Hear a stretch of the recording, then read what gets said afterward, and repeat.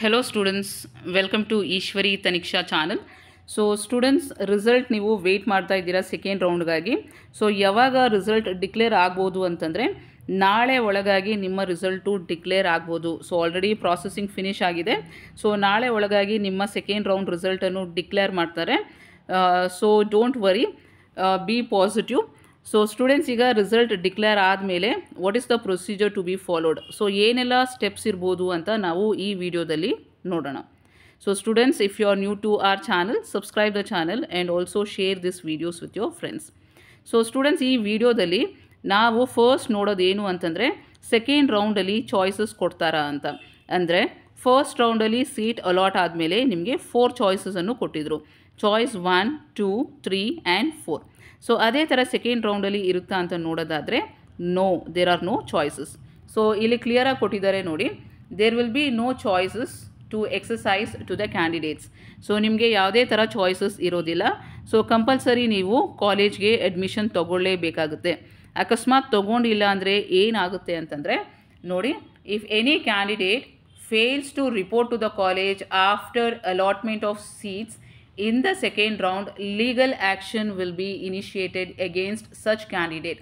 So student, seat allot ಆದಮೇಲೆ ನೀವು admission ತೊಗೊಂಡಿಲ್ಲ ಅಂದರೆ ಲೀಗಲ್ ಆ್ಯಕ್ಷನ್ ತೊಗೊತಾರೆ. ವಾಟ್ ಈಸ್ ಲೀಗಲ್ ಆ್ಯಕ್ಷನ್ ಅಂತ ನೋಡೋದಾದರೆ ನೀವು ಪೆನಾಲ್ಟಿ ಪೇ ಮಾಡಬೇಕಾಗುತ್ತೆ. ಸೊ ಪೆನಾಲ್ಟಿ ಅಂತಂದರೆ ಫಸ್ಟ್ ಇಯರ್ ಫೀಸ್ ನೀವು ಪೇ ಮಾಡಬೇಕಾಗುತ್ತೆ. ಇಲ್ಲ ಅಂತಂದರೆ ನೆಕ್ಸ್ಟ್ ಇಯರು ನಿಮ್ಮನ್ನ ಕೌನ್ಸಿಲಿಂಗಿಂದ ಬ್ಲಾಕ್ ಮಾಡಬಹುದು. So this will be the legal action. So coming to payment of the fees. So students, ಈಗ ನಿಮಗೆ ಸೀಟ್ ಅಲಾಟ್ ಆಗಿದ್ದರೆ ನೀವು ಫಸ್ಟ್ ರೌಂಡಲ್ಲಿ ಫೀಸ್ ಪೇ ಮಾಡಿದ್ರೂ ಸಹ ಸೆಕೆಂಡ್ ರೌಂಡಲ್ಲಿ ನೀವು ಚಲಾನನ್ನು ಕಂಪಲ್ಸರಿಯಾಗಿ ಡೌನ್ಲೋಡ್ ಮಾಡ್ಕೋಬೇಕು. ಸೊ ನೋಡಿ ಇಲ್ಲಿ ಏನು ಕೊಟ್ಟಿದ್ದಾರೆ ಅಂತ, all the candidates including those who have downloaded the challan and made the payment for the seat allotted in the first round must compulsorily download the fresh challan once again. So students, ನೀವು first ರೌಂಡ್ನಲ್ಲಿ fees pay ಮಾಡಿದ್ರೂ ಸಹ ಈಗ ನೀವು ಕಂಪಲ್ಸರಿಯಾಗಿ ಚಲಾನನ್ನು download ಮಾಡಿಕೊಳ್ಳೇಬೇಕು. So download ಆದಮೇಲೆ so ಈಗ ಅದರಲ್ಲಿ ಎಷ್ಟು fees ಕೊಟ್ಟಿದ್ದಾರೋ ಅದನ್ನು ನೀವು ಪೇ ಮಾಡಬೇಕಾಗುತ್ತೆ. ಸೊ ಈಗ ನಿಮ್ಮ ಡೌಟ್ ಏನು ಅಂತಂದರೆ, ಫಸ್ಟ್ ರೌಂಡಲ್ಲಿ ಆಲ್ರೆಡಿ ಫೀಸ್ ಪೇ ಮಾಡಿರ್ತೀರ, ಮತ್ತೆ ಇನ್ನೊಂದು ಸರಿ ಫೀಸ್ ಪೇ ಮಾಡಬೇಕಾ ಸೆಕೆಂಡ್ ರೌಂಡಲ್ಲಿ ಅಂತ ಕೇಳೋದಾದರೆ ಆ ಫೀಸು ಅಡ್ಜಸ್ಟ್ ಆಗುತ್ತೆ. ಸೊ ಸ್ಟೂಡೆಂಟ್ಸ್, ಈಗ ಫಸ್ಟ್ ರೌಂಡಲ್ಲಿ ನೀವು 1.5 lakh ಕಟ್ಟಿರ್ತೀರ. ಸೊ ಈಗ ನಿಮಗೆ ಬೇರೆ ಸೀಟ್ ಸಿಕ್ಕಿರುತ್ತೆ. ಸೊ ಅದು ಬಂದ್ಬಿಟ್ಟು ಇದಕ್ಕಿಂತ ಕಡಿಮೆ ಇದ್ದರೆ, ಸೊ ಸಪೋಸ್ ನಿಮಗೆ 60,000 ರುಪೀಸ್ ಸೀಟ್ ಸಿಕ್ಕಿದ್ರೆ ಬ್ಯಾಲೆನ್ಸ್ ಅಮೌಂಟು ನಿಮಗೆ ರೀಫಂಡ್ ಮಾಡ್ತಾರೆ. ಸೊ ಯಾವಾಗ ರೀಫಂಡ್ ಮಾಡ್ತಾರೆ ಅಂತ ನೋಡೋದಾದರೆ ಕೌನ್ಸಿಲಿಂಗ್ ಪ್ರೋಸೆಸ್ ಎಲ್ಲ ಮುಗ್ದಾದ್ಮೇಲೆ ಜನವರಿಯಿಂದ ಮಾರ್ಚ್ ಒಳಗೆ ನಿಮಗೆ ರೀಫಂಡ್ ಆಗ್ಬೋದು. ಸೊ ಇಮಿಡಿಯೇಟ್ಲಿ ಅಂತೂ ಆಗೋದಿಲ್ಲ, 4-5 ಮಂತ್ಸ್ ಅಂತೂ ತೊಗೊಳುತ್ತೆ. ಸೊ ಜನವರಿಯಿಂದ ಮಾರ್ಚ್ ಒಳಗೆ ನಿಮಗೆ ರೀಫಂಡ್ ಆಗ್ಬೋದು. ಸಪೋಸ್ ನೀವೇನಾದರೂ ಎಕ್ಸ್ಟ್ರಾ ಅಮೌಂಟ್ ಪೇ ಮಾಡಬೇಕು ಅಂತ ಇದ್ದರೆ, ಇವಾಗ ಎಕ್ಸಾಂಪಲ್ ನಿಮಗೆ ಈಗ ನಿಮಗೇನಾದರೂ 10 lakh ಸೀಟ್ ಸಿಕ್ಕಿರುತ್ತೆ. ಸೊ ಈಗ ನೆಕ್ಸ್ಟ್ ರೌಂಡ್ ಸೆಕೆಂಡ್ ರೌಂಡಲ್ಲಿ ನೀವು ಇನ್ನೂ ಎಕ್ಸ್ಟ್ರಾ ಏನಾದರೂ ಪೇ ಮಾಡಬೇಕು ಅಂತಿದ್ರೆ, ಲೈಕ್ 15 lakh ರುಪೀಸ್ ಸೀಟ್ ಸಿಕ್ಕಿತ್ತೆ ಅಂದ್ಕೊಳ್ಳಿ. ಸೊ ಎಕ್ಸ್ಟ್ರಾ ನೀವು 5 lakh ಪೇ ಮಾಡಬೇಕಾಗುತ್ತೆ. ಸೊ ಅದು ಚಲಾನಲ್ಲಿ ಪ್ರಿಂಟ್ ಆಗಿರುತ್ತೆ. ಸೊ 10 lakh ಮೈನಸ್ ಮಾಡಿ 5 lakh ರುಪೀಸ್ ಅಂತ ಇರುತ್ತೆ. ಸೊ ಎಕ್ಸ್ಟ್ರಾ ಅಮೌಂಟ್ ನೀವು ಏನು ಪೇ ಮಾಡಬೇಕು ಅದು ಈಗ ಪೇ ಮಾಡಿದ್ರೆ ಸಾಕು. So this is for the first round ಕ್ಯಾಂಡಿಡೇಟ್ಸ್ಗೆ.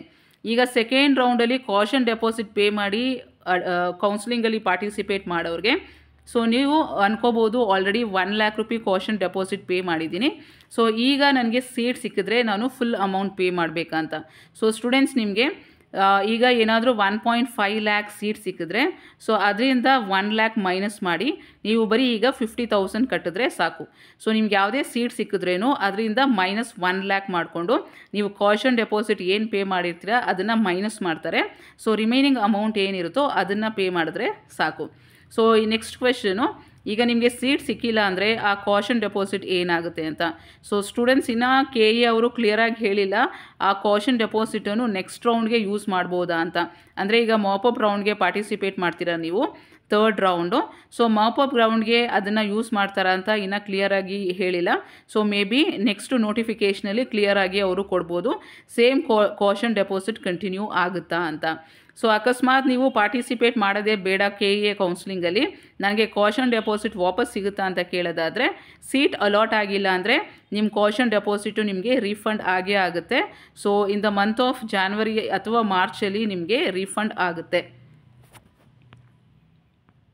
So procedure ಏನು ಅಂತಂದರೆ, ಸೊ ರಿಸಲ್ಟ್ ಅನೌನ್ಸ್ ಆದಮೇಲೆ ನೀವು ಕಂಪಲ್ಸರಿ ಆ ಸೀಟ್ ತೊಗೊಳ್ಳೇಬೇಕಾಗುತ್ತೆ.